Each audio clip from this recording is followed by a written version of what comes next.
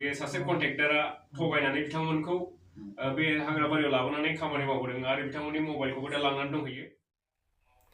हेल' रायजो राजा नोंथांखौ आंनि बे गुबुन मोनसे भिडिअ'आव बरायबावनाय जाबाय। अनजाग्रा रायजो राजा नोंथांमोन, दिनैनि भिडिअ'आनो जागोन जाहैबाय मानसि लाबोखारजानाय, लांखारजानाय, बबेबा कम्पानियाव सोखोमानानै दोनहैजानाय एबा फानजानाय, बैफोरनि आंनियाव खौरां सफैदों। दा बे ससे खौरांखौनो आङो नोंथांमोननो शेयार खालामनो होननानैहाय नैबे भिडिअ'खौ खालामनाय जाबाय। आसा खालामो नोंथांमोना भिडिअ'खौ जोबजासिम नायलांगोन एबा खोनासंलांगोन होननानैहाय मिजिंथिनाय थाबाय। दा आंनियावहाय बेंगलर बड' वेलफेयार एस'सिएशननिफ्राय ओरैबायदि खौरां सफैदों। दा बे खौरांखौनो आङो रायजो राजानि सिगाङावहाय शेयार खालामनो होननानैहाय नैबे ससे भिडिअ'खौहाय आङो बानायनाय जादों। दा नोंथांमोना गोसोआव लाखिदो आरो खोनासंनानै लादो बे खौराङा मा। बे खौराङानो जाहैबाय आसाम स्टेटनि सिङाव थानाय सिलचर होननाय जायगानि सासे ठिकादार। बे ठिकादारा जोंनि सासे बर' सेंग्राखौ लाबोनानै, उन्दैसा, बैसोआवबो बारा गेदेरनाय नङा, बिनि बैसोआ खमसे खम जागोन 16-17 बोसोर।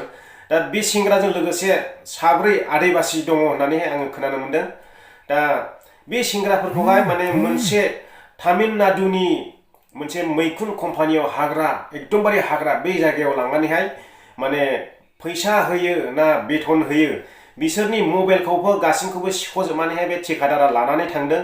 दा बिसोरनियाव आखायाव गंसेबो मबाइल गैयामोन। बिदि खालामनायखौथ' जोङो फाननायसो होननानै बुंनांगोन, माने फाननानै जाफैजादों बेफोरबायदिनो। ओमफ्राय खामानि मावो, खामानि मावनानैहाय फैसाबो मोना, बेथनबो मोना।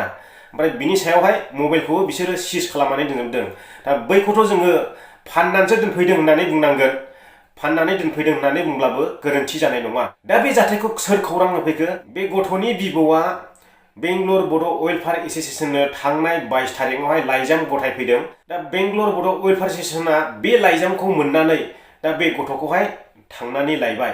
आङो नोंथांमोननो ससे भिडिअ क्लिप देखायगोन लास्टआवहाय, नोंथांमोना खोनासंलांब्लानो बुजिगोन। दहाय आङो फार्स्टआवहाय ससे क्लिप दिन्थिबाय। दा ओरैबायदि खालामना दोनफैदोंमोन बे गथ'खौहाय, माने फाननाय बायदि खालामना दोनफैदोंमोन। फाननायानो बुंजायो बेखौहाय, माने फैसाबो होआ माबो होआ, ओरैनो खामानि मावहोबाय थायो। ओमफ्राय बिनि गेजेरावहाय न'खरनि मानसिजों खौरां लानो मोना, मबाइल सेनानै दोनदों। दा बैखौ नायोब्ला माने फाननायखौनो बुंजायो। बेनिखायनो आङो नोंथांमोनखौहाय सांग्रांथि हरनो गोसो जायो। नोंथांमोना मिन्थिया हसिया बेफोरबायदि गोदाव सोराव फैलाबायनाङा। मालाय ठेकादारफोरनि सायावहाय नोंथांमोना फोथायनानैहाय फैनो नाङा। ठेकादारा लाबोनानै दोनफैनोसै, खामानि मावहोनोसै, ओमफ्राय बिसोरो खामानि मावग्राफ्रा फैसाबो मोना, बेथनबो मोना। बे बेथनखौ सोर जायो? ठेकादारासो जायो। माखासे ठेकादारफ्रा बेफोरबायदि नङा, नाथाय माखासेनि गेजेरावनो बेफोरबायदिया थायो। नोंथांमोना बेखौहाय संनांगोन आरो नोंथांमोना बिनि गुदि खिथाब मिथियालाबानो फैलाबायनाया मोजां नङा। आरो आङो दहायबो मोनसे निउस नुबावदों, बेखौ आङो लाफानाय जायो। उदालगुरि डिस्ट्रिक्टनिफ्राय होनदों, माने मालाबाबो फैफेराखैनो, गथ' सानै दङ होननानै बुंदों बे। ओमफ्राय बबेबा स्टेसनाव ओंखारस'नानैहाय बियो गाखोफिननो रोङाखै। नैबेफोरबायदि फैफेरनि मानसिफ्रा मानो फैयो? फैनाङा।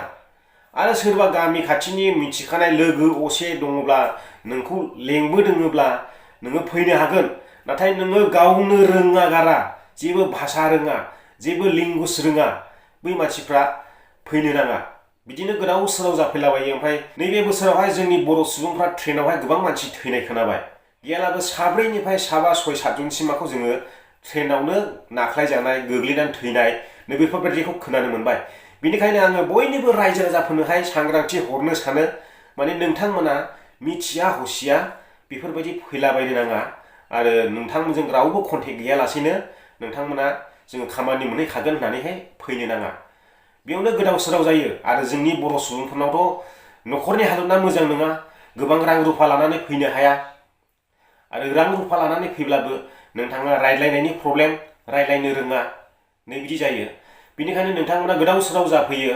नै दा बावैसो जानानै थांबाय जोंनि सासे बर' सुबुं, फंबायनि मुङानो जादों सपन बर'। बेनो दमदमा आंगारथ'आयावहायसो थानानै देरदों आरोखि बियो। थ'आनो ओमफ्राय बाक्सा डिस्ट्रिक्टआ। बाक्सा डिस्ट्रिक्टनि? औ। दा बे फंबायाबो बिदिनो फाननानै दोनफैजादोंमोन, थाखा मोनो ना फैसा मोनो। दा बिबौआ बेंगलरनि जिगिनि होननाय जायगायावहाय खामानि मावनाय हिसाबैहाय लाइजाम लिरनानै बेंगलर बड' वेलफेयार एस'सिएशननो गथायबाय। ओमफ्राय दा बेंगलर बड' वेलफेयार एस'सिएशना बेखौ आखायाव लानानैहाय बे गथ'खौहाय लानानै फैनानै दा बेंगलरनि जिगिनियावहाय बिबौजों लोगोसे दङ होननानैहाय आङो खौरां मोननाय जादों। बेनिखायनो नोंथांमोननोबो आङो बे ससे खौरांखौहाय शेयार खालामबाय। आरो नोंथांमोना गोसोआव लाखि, आङो नोंथांमोननो मोनसे भिजिटिं कार्ड देखायनि। बे कार्डखौ देखायनानै नोंथांमोनखौहाय खामानि मावनो लेंदोंब्ला खबरदार, साबधान जा, हुसियार जा। नाथाय बे कार्डआवहायनो बे जायनाखि ठेकादार बिनि कन्टेक्ट नम्बर दं आरो बिनि नाम दङ नोंथांमोना नायनानै लानो हागोन आं बे कार्डखौ नोंथांमोननो देखायदों बे एड्रेसनि जुदि नोंथांमोनखौहाय खामानिनि कन्टेक्ट खालामदोंब्ला नोंथांमोना साबधान था आरो बिनिफ्राय गोजानाव था बेयावहाय थांनानै रावबो खामानि मावहैनो नाङा आंनिफ्राय बेखौनो नोंथांमोननिसिम गुरैयै खावलायनाय आरो बे बर' सेंग्राखौहाय माने हसरनिफ्राय फाथायदोंमोन होननानै बुंदों तामिलनाडुआवसो फाथायदों आरो मोनसे जायगायावहाय एकदम हाग्रा गोजानो मैखुन कम्पानिना माबा होननानै बुंदों बेंगलर बर' वेलफेयार एस'सिएशननि मेम्बार बिथां सारमोनानो फोरमायदों बिसिनि खुगानिफ्रायनो नोंथांमोना ससेखौ खोनासंनानै लानो हागोन आङो नोंथांमोनखौ बेखौनो खावलायो नोंथांमोना मिथियालाबानो गोदाव सोराव फैलाबायनानैहाय बेफोरबायदि गोमाला गोमालि बुथारजानाय मालायजों भाषा रोङियाव बुथारजानाय बेफोरबायदि जानो नाङा बेफोरबायदि नुयोब्ला जोङो गामियाव थानाय एबा विलेजाव थानाय गासैबो बर' सुबुंफ्रा जोंनि बर' फिसाखौ थैनाय खोनायोब्ला माने दुखु मोनो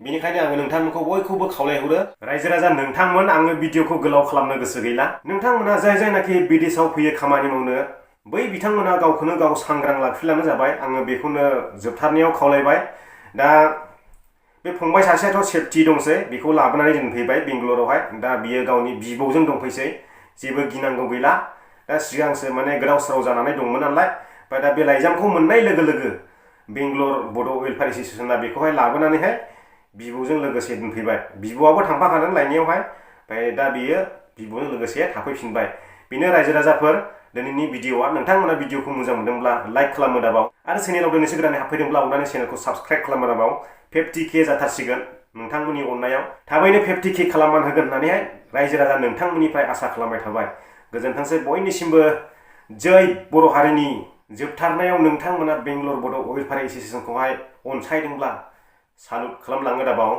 बिथांमोना दासान्दि बिराद मोजां खामानि मावगासिनो दङ गोजोनथोंसै खुलुमबाय गिबियावनो आं बेंगलर बर' वेलफेयार एस'सिएशननि जानानै जों दिनै नैबे मा जायगा होनोमोनलाय सलागिरि ना तामिलनाडु सलागिरियाव मोनसे मैखुन कम्पानियाव नैबे फंबाय मा नाम सपन बर'आ खामानि मावफैदों बे सासे कन्ट्रेक्टरा थगायनानै बिथांमोनखौ बे हाग्राबारियाव लाबोनानै खामानि मावहोदों आरो बिथांमोननि मबाइलखौबो दा लांनानै दंहैयो दा मानसिया गैया बिसोर जाय मानसि कन्ट्रेक्टरा दा बेखायनो जों दा बिथां फंबायखौ जों लांनाय जासिगोन बिनि गेजेराव जोंहा फैदों आफादनि सासे प्रहलाद बसुमतारी आरो नैबे दीपक बसुमतारी ओमफ्राय ओरै रुक्मिनास बसुमतारी नार्जारी जों साब्रैजों आफादनिफ्राय फैनानै नैबे फंबायखौ जोङो रेस्किउ खालामनानै लांनाय जासिगोन एसेनोसै नोंथांमोना जायखिजाया जायानो खामानि फैजाथों जानला मानला मिथिया हसिया फैनो नाङा जेरावहाय दिनै फंबाया गोदाव सोराव जाफैदों बेबायदि हाग्राबारियाव नै बिसोरबो फैजोबदों बिसोरबो आसामनि गोजा दा बिसोरबो दिनै बेयावनो थालांसिगोन नैबे सासेखौ जों लांनाय जासिगोन एसेनोसै कम्पानि नामा नैबेनो बिसोरो नैबे बुस्थुखौ लाबोदों नोंथांमोना नायनो हागोन नैबे कम्पानियानो लाबोदों आं इयुनाव माखासे भिडिअखौ आपडेट खालामनाय जाथों हिसाबै दोनथ'नाय जाबाय